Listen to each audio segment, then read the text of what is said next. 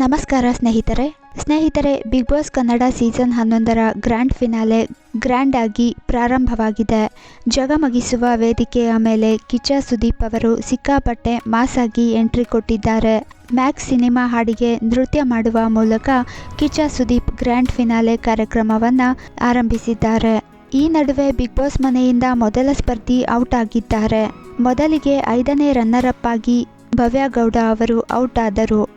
ಹೌದು, big boss ಮನೆಯಿಂದ ಭವ್ಯ Gowda eliminate ಆಗಿ ಹೊರಬಂದಿದ್ದಾರೆ. ಇವರಿಗೆ ಅತಿ ಕಡಿಮೆ ಮತ ಅಂದರೆ 64,48,853 ಮತಗಳು ಸಿಕ್ಕಿವೆ. ಭವ್ಯ ಗೌಡ ಅತ್ಯುತ್ತಮ ಪ್ರದರ್ಶನ ನೀಡಿದ್ದಾರೆ.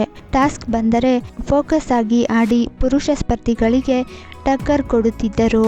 ಅದೇ ಕಾರಣಕ್ಕೆ ಮನೆಯಲ್ಲಿ 3 ಬಾರಿ ಭವ್ಯ ಅವರು ಮನೆಯ ಕ್ಯಾಪ್ಟನ್ ಆಗಿ ಮೆರೆದಿದ್ದಾರೆ. ಈ ಬಾರಿ ಬಿಗ್ ಬಾಸ್ ಮನೆಗೆ ಬಂದಿದ್ದ ಒಟ್ಟು 17 ಮಂದಿ ಸ್ಪರ್ಧಿಗಳ ಪೈಕಿ 4 ಮಂದಿ ಹಾಗೂ ವೈಲ್ಡ್ ಕಾರ್ಡ್ ಎಂಟ್ರಿ ಕೊಟ್ಟವರಲ್ಲಿ 2 ಮನೆಯೊಳಗಿದ್ದಾರೆ.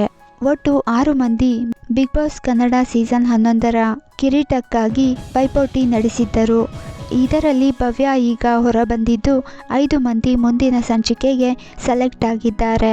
ಅಂದರೆ ರಜತ್, ತ್ರಿವಿಕ್ರಮ್, ಮೋಕ್ಷಿತಾ, ಹನುಮಂತು ಹಾಗೂ ಉಗ್ರಂ ಮಂಜು ಇವರು ಜನವರಿ 26ರ ಸಂಚಿಕೆಗೆ ಸೆಲೆಕ್ಟ್ ಆಗಿದ್ದಾರೆ.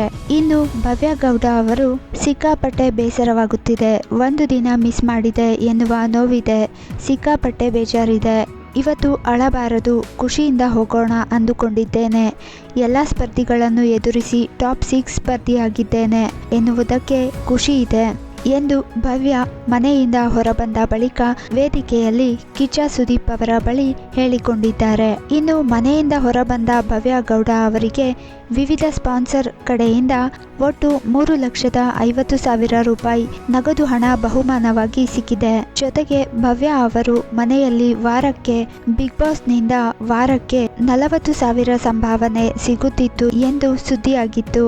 ಇದರಂತೆ ಲೆಕ್ಕ ಹಾಕಿದರೆ ಕಮ್ಮಿ ಅಂದರೂ 25ರಿಂದ 27 ಲಕ್ಷ ರೂಪಾಯಿಯವರೆಗೂ ಭವ್ಯ ಅವರಿಗೆ ಸಿಗಲಿದೆ ಎಂದು ಹೇಳಲಾಗಿದೆ. ನೋಡಿದ್ರಲ್ಲ ಸ್ನೇಹಿತರೆ, ಇದಿಷ್ಟು ಬಿಗ್ ಬಾಸ್ಗೆ ಸಂಬಂಧಿಸಿದ ಒಂದಷ್ಟು ಅಪ್ಡೇಟ್ಸ್ ಆಗಿತ್ತು. ಮುಂದಿನ ವಿಡಿಯೋದಲ್ಲಿ ಮತ್ತೆ ಸಿಗೋಣ. ನಮಸ್ಕಾರ.